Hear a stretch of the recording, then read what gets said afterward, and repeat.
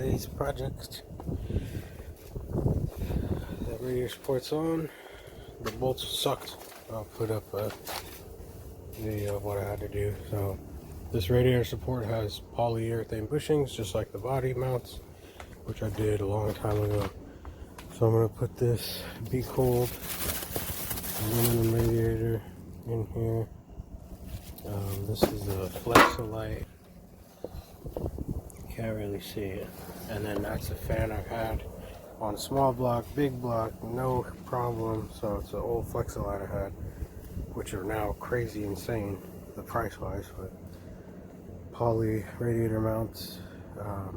And then my cousin had one of these on his shit, so you know, gotta be like my cousin. So I'm bolting this up, and I need shims on the bottom of this thing. The factory, it came with shims, so I don't have shims. I'm using washers. Same thing, doesn't really matter. Just if you need to reshim it, it's gonna suck because you gotta take the whole thing apart. Anyways, so the bolts I have aren't long enough. They're long enough, but the threads don't go long enough. So I gotta rethread them just a little extra. I already did this side, but now I need to do that side. So when I had the fenders up to paint it, the radiator support was low. You can adjust it here too, but when I looked in the book, so that's exactly why it was off when I put the fender on, because when I put the fender on, there was a big ass gap, like about the size of a washer, a good size washer. So I mean a spacer. So that's why. So, and I never put it on because when I got the car, it didn't have a front end.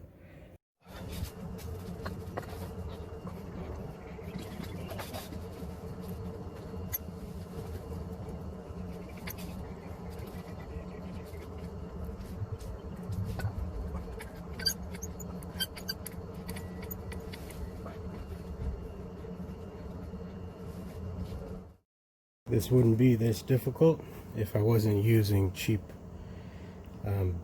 bits. Well, not bits, I don't even know what that thing, tap. This is like a kit from Harbor Freight. It's hella cheap, but it works. So you can blatantly see old, new. Let's make sure.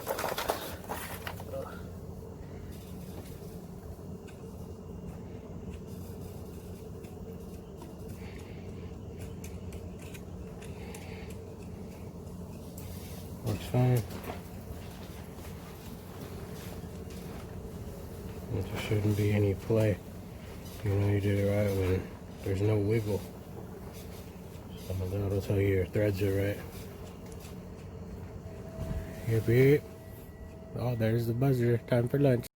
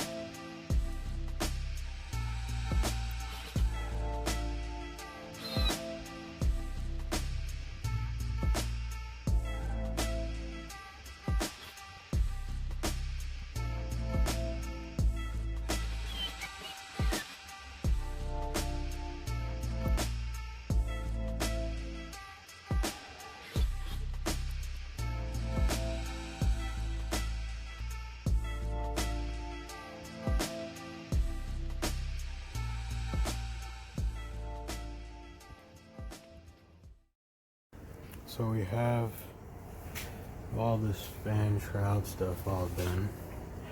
Now I gotta figure out how I'm gonna do these little standoffs and the top mount.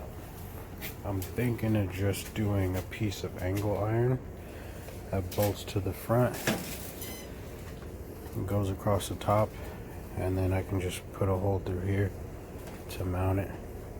I'm thinking of doing it like that, but I like the top plate, but I think this is a little too tall for that.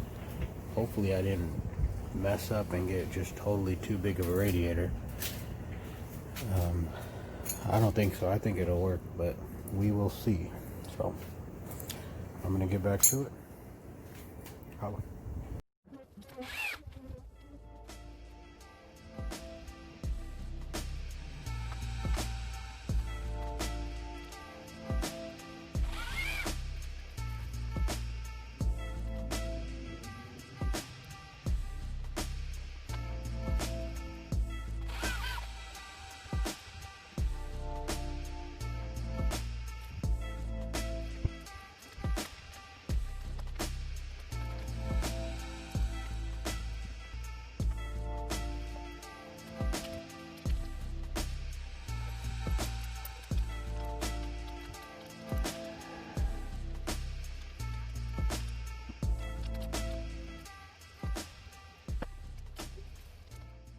Alright, so it is hard mounted, finally. So there are existing holes that you don't have to drill. I kind of moved it over, but my filler neck's over there now instead of over here. Radiator's bigger entirely, and I wanted it centered as much as I could without having any rubbing. So I don't know if you could tell. Then I'm gonna get just a little bit of foam. Well, I have foam, and then I'm gonna put it here just to help funnel the air. We're good. So